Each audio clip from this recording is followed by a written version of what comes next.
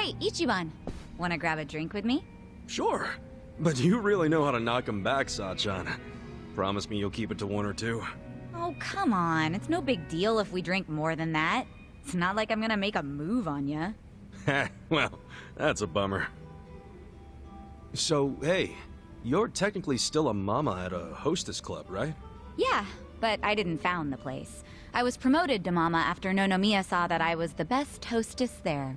If you're that good a hostess, you'll be bored drinking with me. I ain't much for clever conversation. Don't be so hard on yourself. It takes practice. I definitely wasn't a natural at it. But neither of us is looking for tips right now, so who cares? Okay. So what's happening with the club now? Still going strong, even without Nonomiya? I've got the girls holding down the fort. They should be fine, barring any earthquakes. Or ex-boyfriends. Oh, pretty impressive that you trust your staff to run the whole joint. They know the basics of the business. I'm the kind of mama who teaches her youngsters well. If you do say so yourself. Well, I do. But of course, it was that desire to educate that caused all the drama in my family. Was that all the stuff with Nanoha and your dad that you mentioned before?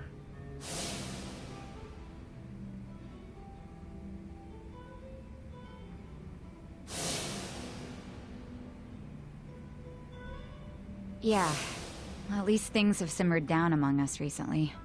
Thanks to you guys. My dad's in a real nursing home now, and Nanoha's looking for a more legit job like she had before. So you call them pretty often? Oh, no. Never.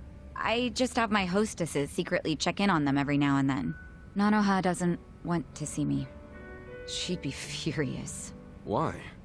You two really can't get along? That's an understatement. I haven't seen her in 7 years.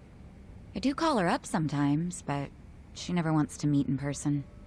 I'd like to, though, and I tell her that. She turns me down every time. Guess I have no one to blame but myself, really.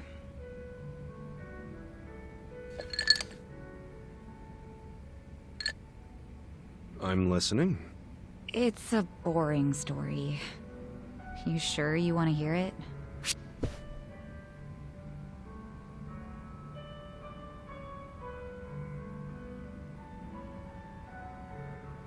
That's right, you do. I don't care if it's so boring it puts history professors to sleep. As long as it's from you, I'm all ears. So I have your express permission to rant for the next 10 hours, and you'll sit here and listen? Hell yeah. Well, that's sweet of you. Thanks. So go ahead. How come you don't get along with Nanoha?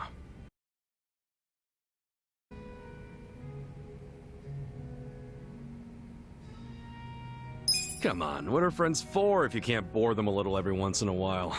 Go on, spill your troubles. We all need a special friend who's always there for you, ready to talk, ready to dry your tears. This is why I like you, Ichiban. You can say something straight out of a cheesy shonen manga and actually mean it. Thanks. So go ahead. How come you don't get along with Nanoha?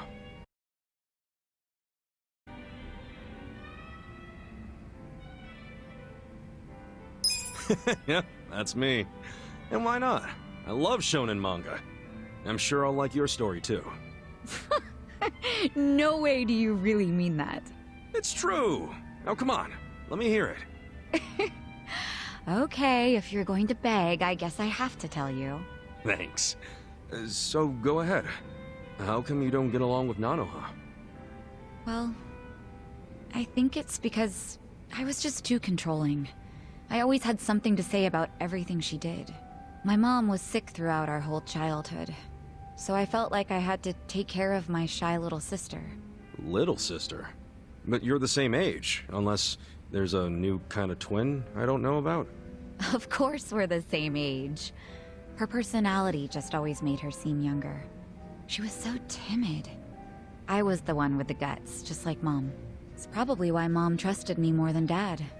He was closer to Nanoha since she took after him. I gotcha.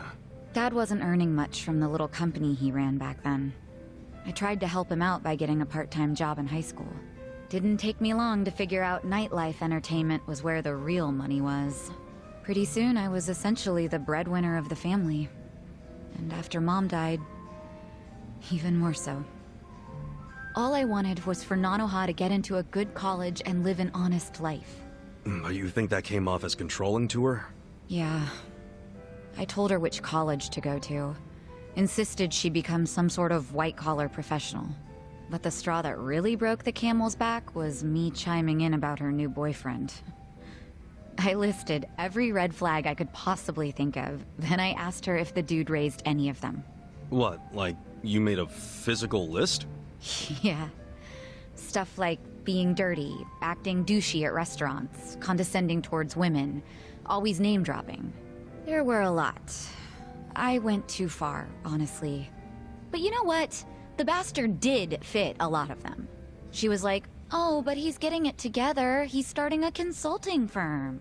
But I told her to dump his ass. I'm betting she didn't like that. No, she did not. She threw stuff, screamed herself hoarse, cried. Even my freaking dad cried seeing all the drama. Oh, jeez. It was that intense? I think it always bothered him that he couldn't make enough money to help my mom. He was embarrassed I made more than he did. I remember, after he found out what my pay was, he just started doing whatever I said. And then all of a sudden, during this fight, he started sobbing about how he should have helped Nanoha break free from me. Sounds like he was finally letting out everything he'd bottled up. Yeah. And it turned out Nanoha's boyfriend problem was just the beginning.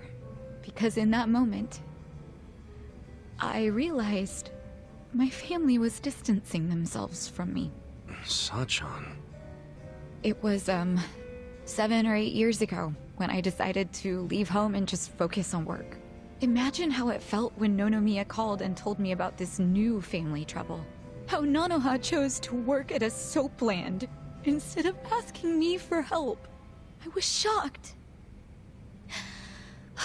I really was. Just in case it ever comes up, we're all supposed to pretend you don't know she was working at Otohime Land, right? Knowing my sister, she'd die of embarrassment if she found out I know.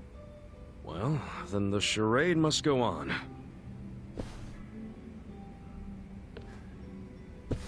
Whew. I think I had one too many after all. I didn't plan on talking for so long. But thanks for getting a drink with me, Ichiban.